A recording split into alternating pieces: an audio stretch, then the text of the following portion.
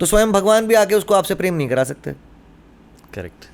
समझ रहे हो ना, ये तो this is how it is. If somebody wants to be with you as much as you want to be with that person, you be with that person. No, why do you want to be. I know it's difficult, I know बहुत मुश्किल है. आप किसी और को पसंद करते हैं, कोई और आपको पसंद करता है, बड़ा मुश्किल है, समझता हूँ. लेकिन जिंदगी मुश्किलें ही तो है जो आपको आगे ले जाती हैं. मुश्किलें ही सिखाएंगी. मुश्किलों से बड़ा टीचर कोई है ही नहीं मेरे भाई. बहुत सारे लव गुरु ज्ञान देने के लिए सब लोग तैयार बैठे हैं, पूरा लिंक्डइन सब कुछ ज्ञान बांट रहे हैं सब लोग. लिंक्डइन से याद आया मेरे को, मुझे पता चला कि लिंक्डइन ने आपका अकाउंट 1 नहीं 2 नहीं 3 बार ब्लॉक कर दिया. क्या वजह है? केस करवाओगे मेरे पे, और कुछ नहीं है. नहीं इसकी तो भाई साहब ये हुआ, पहले वहाँ लिख दिया मैंने Anshit Sharma. Your real name. Real name. तो लोग कहते हैं तो रैप मैडी है. हाँ, मैं कहा ठीक है भाई, सही बात कह रहा है. हाँ. हम लिख दिया रैप मैडी.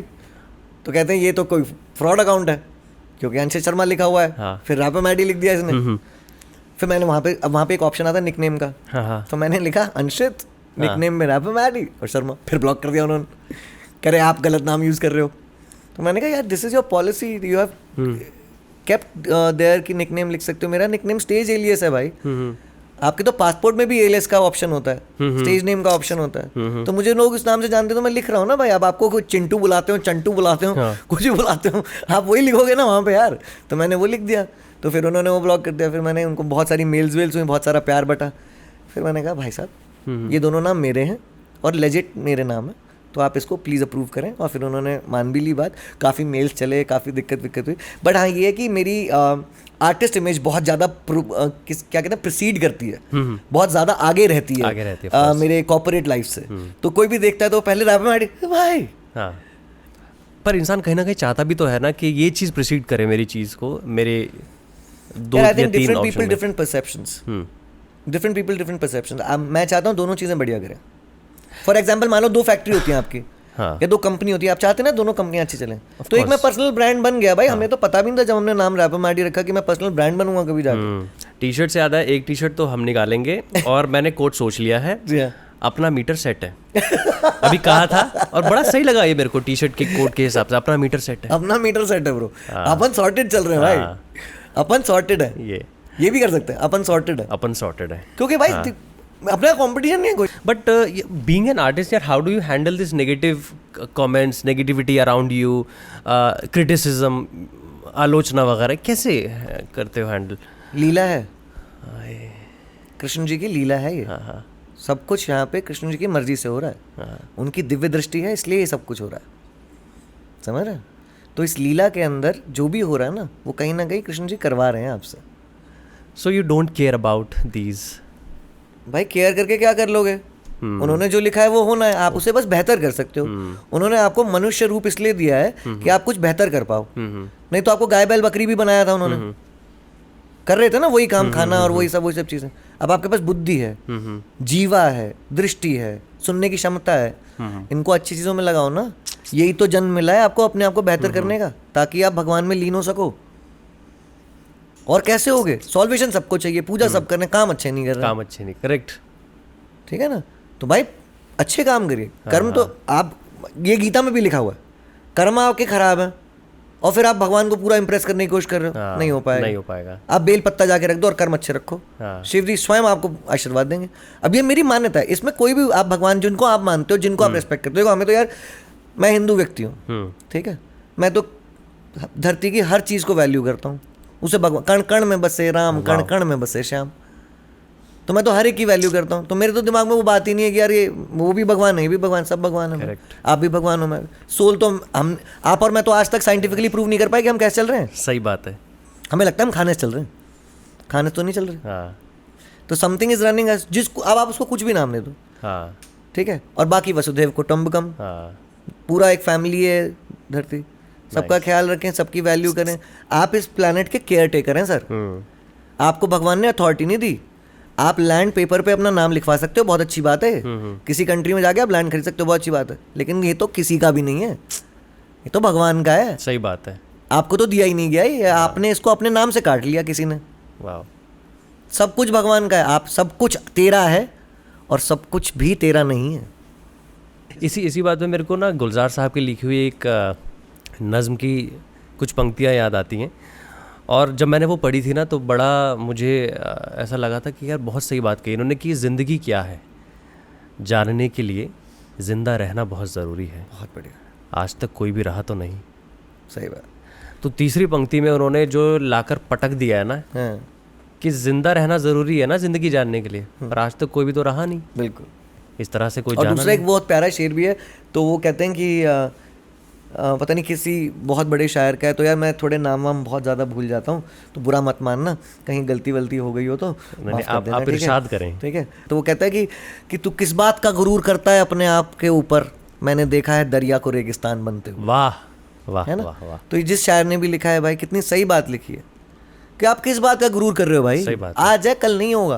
और आप जिसको अपना कह रहे हो वो भी आपका नहीं है, वो सिर्फ ह्यूमन सोसाइटी में आपका है, but in the God society, in the level of spiritualism, nothing is yours. Correct, nothing is yours. अभी बड़ा ही जेन्युइन सा सवाल है, जेन्युइन तो ऑफ कोर्स सारे ही थे, लेकिन ये बड़ा मतलब आज का सवाल मैं कहूँगा, आप इतने सालों से काम कर रहे हो, तब टेक्नोलॉजी नहीं थी, अभी टेक्नोलॉजी है, तो अभी टेक्नोलॉजी ने कैसे इम्पैक्ट किया है म्यूज़िक प्रोडक्शन को, इन तरह की चीज़ों को कैसे ऊपर किया है और नीचे किया है, कैसे असर डाला है?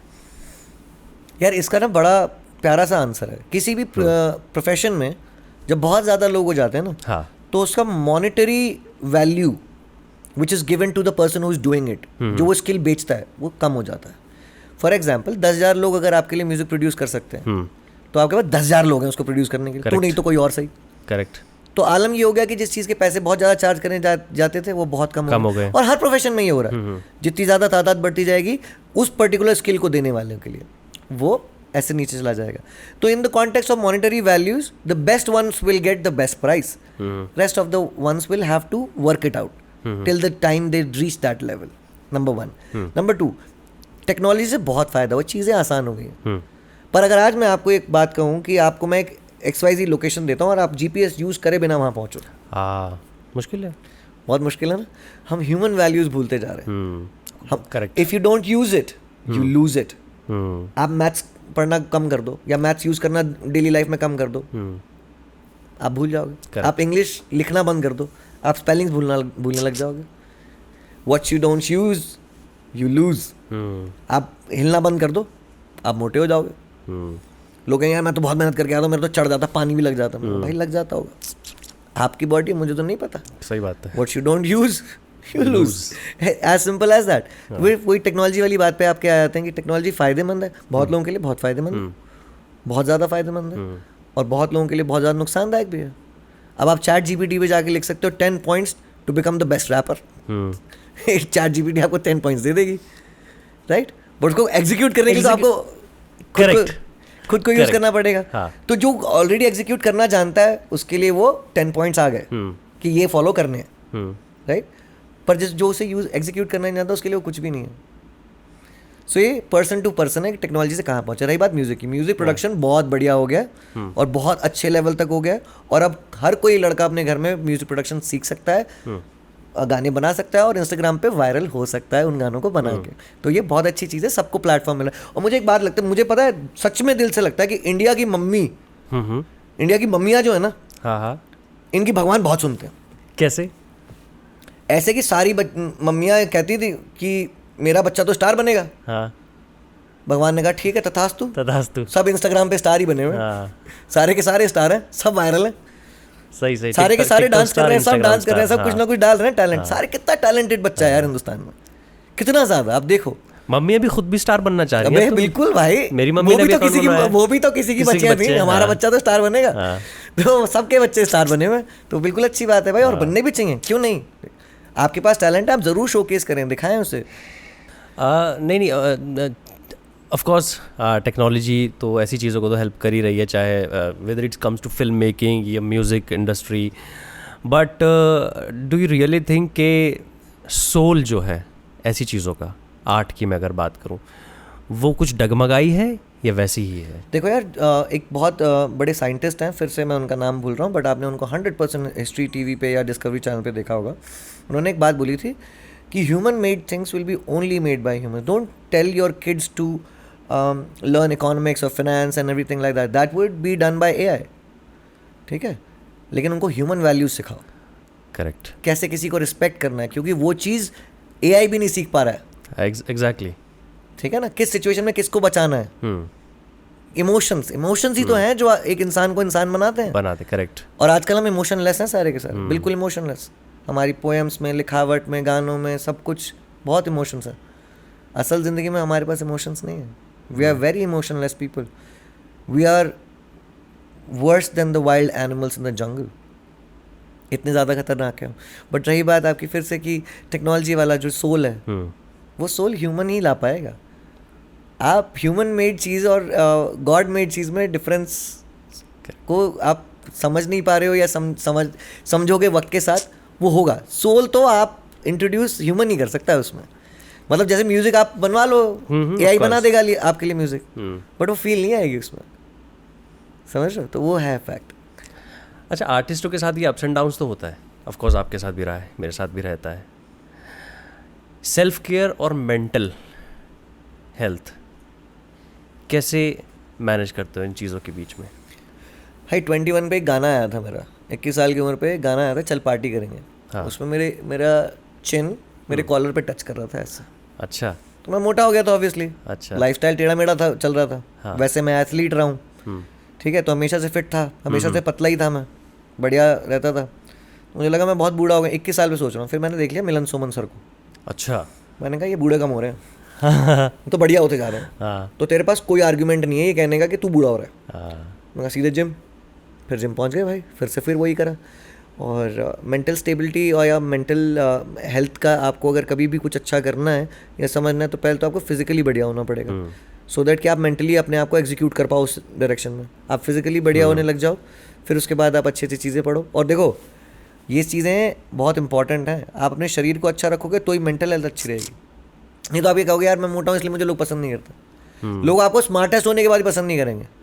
एक कमाल की बात यही, मुझे कोई कॉम्प्लीमेंट नहीं, मैं कॉम्प्लीमेंट ले नहीं पाता, क्योंकि मुझे लगता है कि मुझसे ज़्यादा सुंदर लोग हैं देखने में, तो शायद मैं उतना स्मार्ट नहीं हूँ. मेरे मन की ये फीलिंग है, किसी और की नहीं पता मेरे को. तो मुझे लगता है maybe I am not the smartest one. So कोई मुझे कहता है यार यू लुकिंग वेरी स्मार्ट, तो मैं उसको डाइजेस्ट नहीं कर पाता कि यार मैं तो ठीक है यार, मैं एक नॉर्मल लुकिंग लड़का हूँ यार. तो मैं डाइजेस्ट नहीं कर पाता उस चीज़ को. तो मुझे लगता है यार शिट. और फिर जब आप किसी के साथ ऐसे करते हो तो फिर कॉम्प्लीमेंट भी कम हो जाते हैं, तो हम मिलते ही नहीं. लोगों को लगता होगा बड़े कॉम्प्लीमेंट मिलते हैं, ऐसे एक नहीं मिलता भाई. तो मन करे तो दे देना बहुत सारे इंस्टाग्राम पे अगर आपको कोई फोटो वोटो पसंद है. नहीं, लड़कियों की तरफ से तो कॉम्प्लीमेंट्स आते होंगे बहुत. अच्छा, ये बताओ कितनी गर्लफ्रेंड्स हैं? कितनी तो नहीं, ऑफ कोर्स ऐसे कुछ नहीं है. क्योंकि प्रेम विषय में हमारी बात हो रही थी, लेकिन मैं पूछना भूल गया था. So what about your personal love life? यार बड़ा अनलकी रहा हूँ मैं प्रेम विषयों में, क्योंकि सबको ये लगता है कि यार बहुत होंगी, और बहुत होने के चक्कर में ऐसा है कि अकाल पड़ा हुआ. मैंने कुछ दिन पहले एक रील भी डाली थी, वो गाना चल रहा है ना कि है तमन्ना तुम्हें दुल्हन बनाए, तो उसमें मैंने बोला था कि यही गाना गा के मैंने लाइन बोली थी कि न तमन्ना है, न मन्ना है, न तम्मा है, कोई नहीं है, अकाल पड़ा हुआ है. वैसे इंटरनेट पे अफवाहें उड़ाने के लिए बहुत लोग बहुत सारी अफवाहें उड़ाते रहते हैं कि ये गर्लफ्रेंड है वो गर्लफ्रेंड है, पर है कोई नहीं. और जो होगी वो आपको दिखेगी. कोई खौफ डर नहीं है किससे. अगर कोई होगी तो बिल्कुल क्लियर आपको दिखेगी. प्यार करेंगे तो बिल्कुल. तो मतलब अगर कोई कमेंट में प्रपोजल भेजे तो एक्सेप्ट कर लें, ऑफ कोर्स हम उस चीज़ को, है ना, आप तक पहुंचा दें उसको. देखो यार, एक्सेप्ट तो तब किया जाएगा ना जब आप उस व्यक्ति से मिलोगे. तो ठीक है, मुलाकात तो करवा आप और मैं इतनी बातें इतनी कर गए, आपको समझ आना पड़ेगा कि यार केवल शक्ल का मामला नहीं है यहाँ पे. यहाँ पे तो मामला बहुत आसान होता है कि क्या लिखते हैं वो, सेपियोसेक्सुअल लिखना. पर आप कभी मिलो किसी सेपियोसेक्सुअल बंदे से, आप उससे नकली कुछ बातें कर लोगे कुछ देर के, लेकिन जब वो ज्ञान की बातें करेगा आप मैच नहीं कर पाओगे उससे. करेक्ट. और अगर मेरे जैसा व्यक्ति, मैं खुद को सेपियोसेक्सुअल नहीं कह रहा, by the way, I am not claiming it, but maybe I am. ठीक है, तुम अगर आपने मुझे इंटेलेक्ट पे इंप्रेस कर दिया ना bro, every time I will call you. वरना आप मेरा फोन अभी चेक कर सकते हो, शायद 6 महीने से लोगों को फोन ना मिला है मैंने. जरूरत ही नहीं है, हम खुद ही इतना पढ़ लेते हैं, इतना बिजी रहते हैं.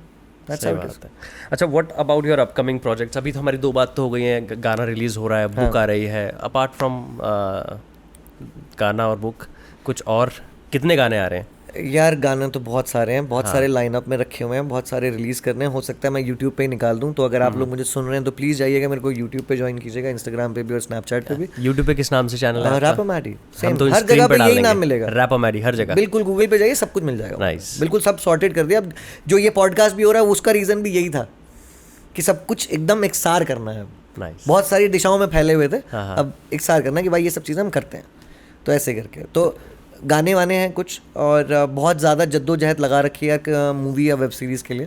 हालांकि मैं बॉम्बे नहीं जा रहा, बट मैं जिन भी शोज़ के लिए मैं सेलेक्ट हुआ, मैं फ़ोन पे ही मेरा ऑडिशन गया है। अच्छा। और मैं हमेशा लिखता हूँ कास्टिंग डायरेक्टर को, if you feel that I have the spark and the spunk, please let me know about it, I will take a flight.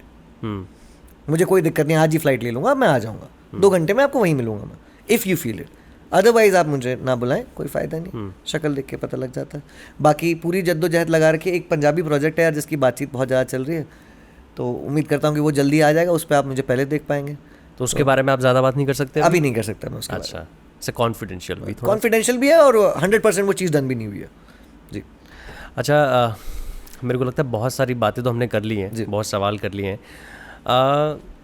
कुछ फेवरेट्स के बारे में बात करते हैं, कुछ थोड़ा सा लाइट हार्टेड रखते हैं चीज़ों को। मैंने फेवरेट पोएट के बारे में बात करी। खाने में क्या पसंद है ज़्यादा? राजमा चावल। मैंने आज ही खाए हैं। राजमा चावल के लिए सब कुछ कुर्बान है भाई। तो घर पे बने हुए ऑफ कोर्स ज़्यादा? अरे मम्मी के हाथ का खाना है यार। लोगों को लगता होगा 24 घंटे बाहर खाता है, लोगों को बड़ा अच्छा लगता है यहाँ जाके फोटो खिंचवा के वहाँ खाना खा रहे हैं, फूड ईटिंग है ब्रो, स्नैपचैट। मम्मी के हाथ का खाना। वैसे यू आर टोटली डिफरेंट, मतलब you are 2 different person from your facade, your persona, और अंदर से you are totally different. अरे बहुत बेसिक हूँ भाई मैं।